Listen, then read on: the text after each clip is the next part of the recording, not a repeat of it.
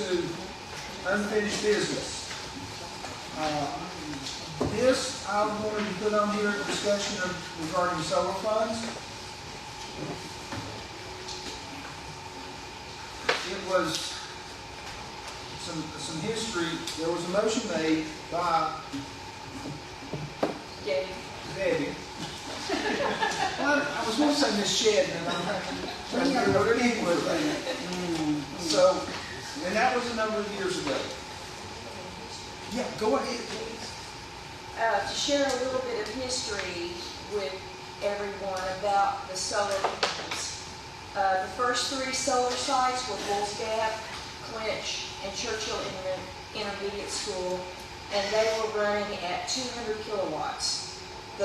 And they started in March of 2013.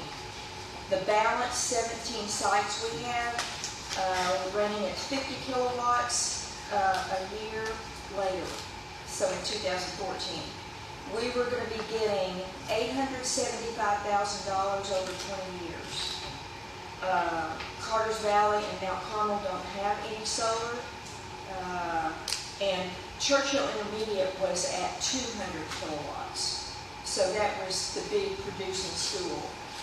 At the end of the contract, we can either buy, we can renew the contract, or we can have them removed at no cost to us. And just a little FYI, we were the first school system in the state of Tennessee to put in solar panels and get revenue generated from them. And there is a plaque at Bulls Gap naming us as the first school in the state. And there's also a magazine I have at home that reflects that as well.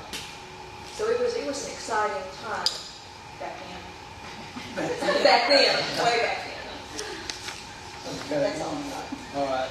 So when that process was established and we were receiving these funds, the motion was made by Ms. Shedden to take those proceeds and split it evenly amongst the schools to help offset fundraising. That happened 1 year. Don't recall the year. Anybody recall the year? I think we had it in 2013, 14. Oh, Yes. That sounds approximately correct. Then it went away. And the reason I got why it went away was that it was linked, that money was being utilized to pay phone bills at each school site. And I was going over our audit book for all of the school sites for the previous school year, and I noticed that there's line items for each school paying a phone bill. Now at this point, I want to turn it over to Mr. Dixon. He gave us this sheet here, so you can give some direction on that. So on that sheet that Mr. Christian referenced, you'll see that first column, E&A full charge for 22-23. I should preface this by saying this is what we know of that's been billed for the 22-23 school year so far. So that's the full amount if the school site had to pay for their full amount through 22-23 in that first column.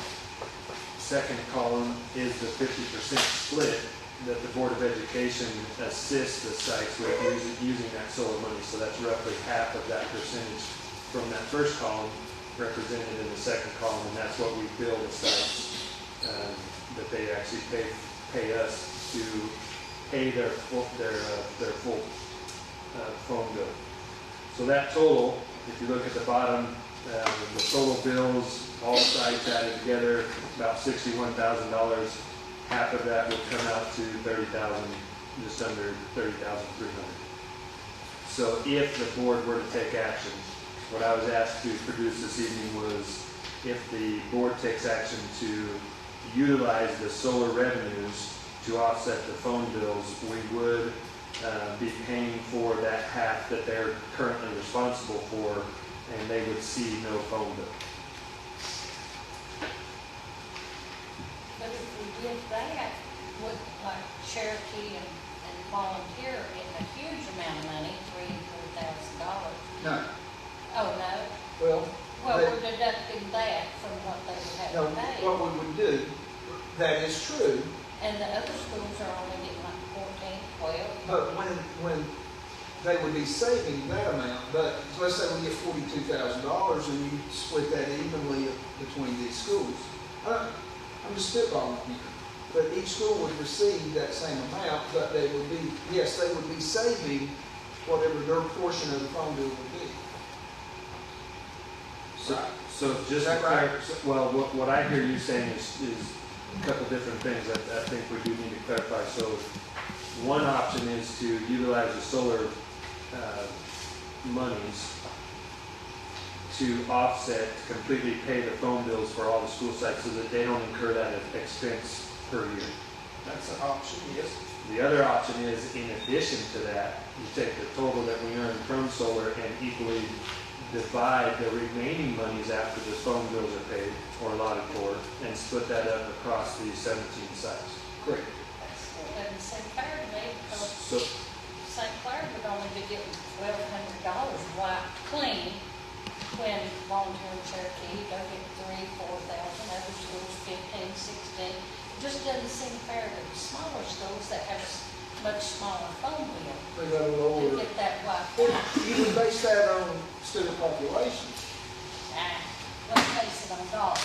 well, Let- I think to be fair to both of you, I think you both have valid points, but I do think that, first of all, the phone bills are based on a number of ports that we're accessing via the phone. So the high schools obviously have more phones on campus.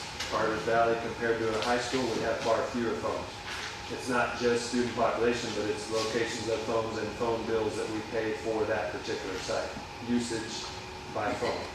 So the ones with higher phone locations and billable phone locations would receive a bigger offset if we were to utilize the solar revenue to pay those phone bills.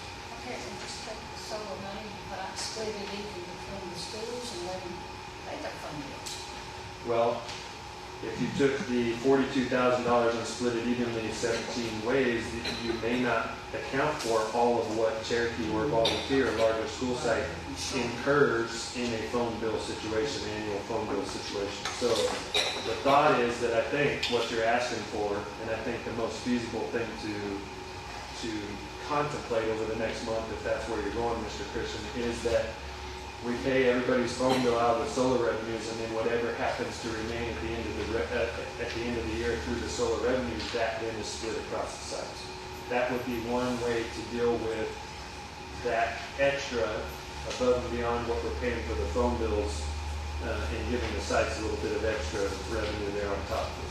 And we originally made that motion in 9 or 13, and whenever, what the hell was it? Do you have it there, or how was it? I don't Was have to it. be split between the schools, did it have anything to do with phone bills?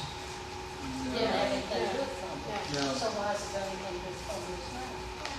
Just out of help to them, I think. I I think A former director, when I asked the former director why this got changed, I was told it was to pay the phone bills. And how it got changed, I don't know. It may, maybe the motion wasn't written exactly strong enough, because there was no defining time frame for that. Well, it was I do recall it was $2,000, because what brought it to my attention, there were some funding issues at one of our middle schools and needed some cash and didn't have time to do fundraising to go to a state event. And looking at their accounts, there was that $2,000 from 2012, 2013, whenever it was, because that school just held on to it, didn't know what to do. But there was an extra $2,000, and that's what each school got. But it was just that one-time payment. Then it came back to, I was told it's paying the phone bill. And then when I'm going through the audit books, I keep seeing these phone bills, the line items for phone bills, and I just wanted to get to the bottom of it. Not that I was trying to say anybody was embezzling money or anything else. Just trying to follow where the money's going. What is it being utilized for now? Anybody know? It pays half of the phone bill. That's what it is doing now, though?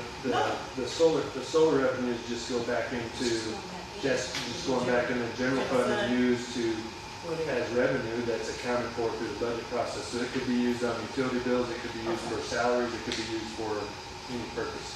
Okay. It's currently right now not earmarked as it comes in, correct, Melissa? It's just going right into the general fund. I tell you what. Now, this is a fairly large amount of money when we're talking fundraising at the school level. I would like to see what each board member, what your thoughts are thinking about this, because this is a lot of information to digest all at once. Maybe reach out to your principals and see what they would think. Talk with, maybe if you could talk with Melissa and see what kind of ideas this money, if this money would be beneficial and how it would be beneficial at your school sites. And go from there, and let's take this up next month. What's the amount again? 42,000. A year. Yes. So if everybody's good with that, we'll just move this to next month. Everybody agreeable? Okay.